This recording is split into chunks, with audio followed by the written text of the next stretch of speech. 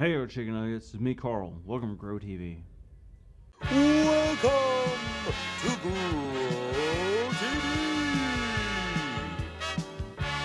Hosted by Carl,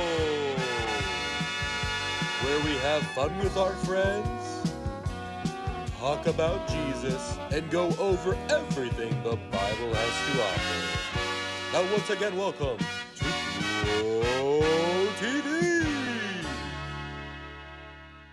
I'm sorry, y'all. I forgot to ask y'all a question. Okay, hypothetically, say you're on a pirate's boat.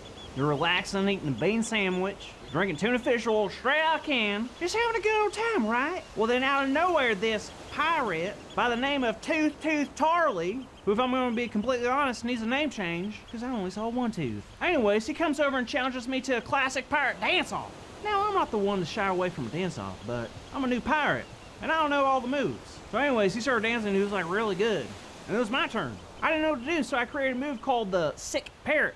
It's basically like you hike up your arms and your feet and you just kind of just move in and out. You know, like a sick parrot would. I don't know, it was terrible. I couldn't think of anything. Then it was my turn again, so I did a move called the curvy scurvy. I moved so fast, I feel like I dislocated my hip. It was awful. As soon as I finished, people laughed. I felt like I made a fool of myself. And well now, I'm just mad. This guy embarrassed me in front of all these people. Well, I'm gonna do something about it. I'm not sure what I should do. Now, a normal good person would forget about it and move on. But I'm not a good person anymore, remember? I'm a pirate. So now the question is, what would a pirate do? Steal a ship? Fill his cupboard full of roaches? Take his peg leg? I don't know, but man, I just wanna get some payback. You know what I'm saying? Anyways, I'm gonna head out. I'll see y'all in a little bit. Well, it looks like Carl has a big choice ahead of him. He could choose to get back at the other guy and try to get even, or Carl can choose to forgive and let go. What do you think you would do? Because I don't know about you, but I've had a lot of times in my life where I've felt like getting back at others. Because it's so easy to get angry and want to hurt others like they've hurt you. It's also tempting to live how we want to instead of listening and living how God wants us to. But that's our job. Jesus tells us that if we love him, we'll live how he did. Now, there are so many ways to describe Jesus, right? You could say he was patient, loving, kind, smart, honest, but one word that we don't usually mention, and it's just as important as the others, is that Jesus was wise. Jesus was so wise. If you remember, being wise is knowing the difference between what's right and wrong and choosing what's best. So you can imagine being wise as followers of God is something we should crave. Let me ask you a question. Have you ever been promised something and the person broke that promise? How did that make you feel? Not great, right? Well, in the letters that James wrote to the church, we find out that God promises us something amazing. In James 1, it says this: "If any of you lacks wisdom, you should ask God, who gives generously to all without finding fault, and it will be given to you." God promises that if we ask for wisdom, we're gonna get it. It's not maybe we'll get wisdom or we might get wisdom. It's a promise, a guarantee. How cool is that? So that means if you're in a tough spot and you have to choose between what's right and what's wrong, God is promising to help you by giving you wisdom. And this wisdom is the good wisdom. Let's read out of James chapter 3, verses 14 through 18. "But if you harbor bitter envy and selfish ambition in your hearts, do not boast about it or deny the truth. Such wisdom does not come down from heaven, but is earthly, unspiritual, demonic. For where you have envy and selfish ambition, there you find disorder in every evil practice." I don't want that kind of wisdom. But the wisdom that comes from heaven is first of all pure, then peace-loving, considerate, submissive, full of mercy and good fruit, impartial and sincere. Peacemakers who sow in peace reap a harvest of righteousness. So it's telling us that there are two different types of wisdom. Wisdom that comes from earth, that's no good for us, and the other that's from heaven, which is very good for us. Also, Carl, what's up? Thanks for joining us. Hi, Andrew. How's it going, man? Really well, man. I was just talking with the kids, and I want to see how you're doing with that situation. Well, I gotta be honest, I'm stuck. I don't really know what to do. Let me ask you this. What do you think the right thing is to do? Kick him? What? I mean, to be nice to him. Every part of me wants him to be embarrassed like he made me feel embarrassed. But what? Well, that's not the right thing to do. It's definitely not what Jesus would want me to do. I think I can agree with you on that. But Carl, have you asked God for wisdom? Not really. Why? Well, you should, because God will give it to you. You're totally right. Plus, I know the wise thing is to be like Jesus, and I can be wise by choosing to do what is good. And doing good is definitely not kicking people.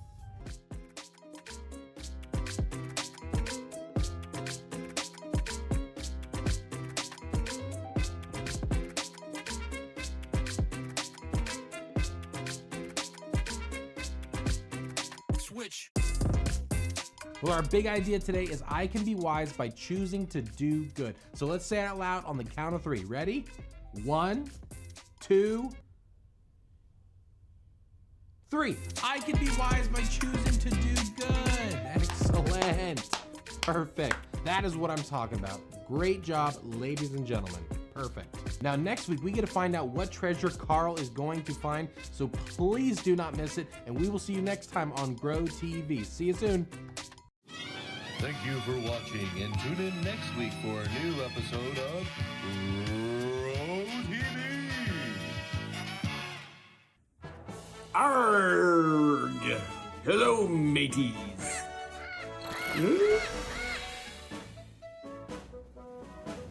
Hey kids, welcome to KCTV, where we want to make great friends and learn about Jesus.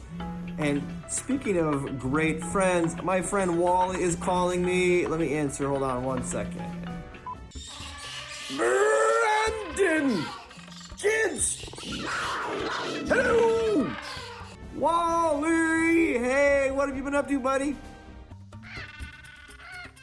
Why? What? Brandon, why? Who asked? Who is asking such questions? What? Well, I haven't been doing anything. Absolutely nothing. Really, Wally? Absolutely nothing? Not a thing. Well, why not? Well, Brandon, I've been spending so much time lately trying to think of the wise thing to do that I actually haven't had time to do much of anything. I've only been thinking. Wait, Wally, what do you mean, Wally? What do you mean? I mean, I have not helped my mom in her garden, and it is prime jicama season. I haven't been fishing. I didn't chase fireflies with dandelions. I didn't even mash up any boysenberries for my face paint. You chase fireflies with dandelions? Well, of course. Yes, of course. Well, Wally, I'm not sure you are understanding the point of wisdom. What do you mean? It is to know the wise thing to do. That's the first part, but the second part is also really important. Yes, Brandon, number 2s are very important. Well, Wally, that is true. But no, the second part of wisdom is very important. We need to know what the wise thing to do is, but then we need to actually make the wise choice and do the right thing. So you mean the last few weeks when I have been seeking wisdom, that is only the first part? Yeah, correct.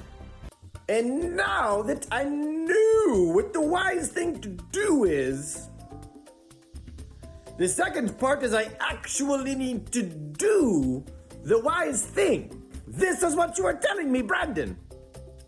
Absolutely, Wally. It's actually our big idea this week. I can be wise by choosing to do good. Choosing to do good. I can do that. Yes, you can, Wally. That's right. And kids, you can too. We can all choose to do good. I mean, we are never going to be perfect. That's not the goal. But we can always make the next choice to do something good. Well, all right, kids. I've got to go find some boysenberries. My ma is all out of makeup.